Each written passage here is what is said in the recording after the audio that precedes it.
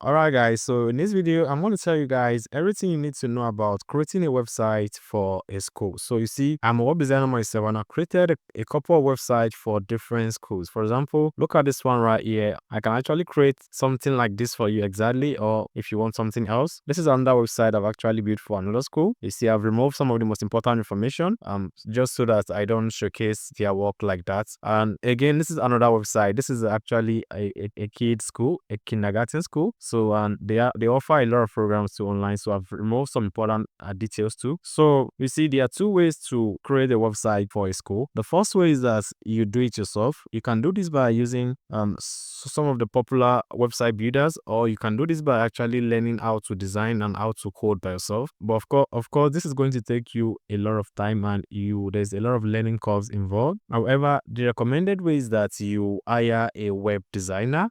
For example, I've helped a lot of businesses and a lot of organizations create their websites. So if you want to work with me, then the link to work with me will be in the description below. So now, what are the things that needs to be included in a school website? Let's start from there. So the first thing is the home page. You see, the home page should be very clear and direct. This is how a home page should look like. As you can see, very clear information on how to apply, and other very vital information about the school, and a lot of links to inner pages where they can learn more about every detailed stuff, and this part for very important stuff. So apart from this, another very important thing is all of the pages that will be included. So first of all, there should be a portal where the student can actually log in and have access to their information, their personal information. There should also be a contact details here, where, because some people don't have time to go through the website, and all of the important pages should actually be listed in the menu: the academics, the admission, the courses, the athletics, and every other thing. So there should be calendar, alumni, and a lot more. This is exactly what you should.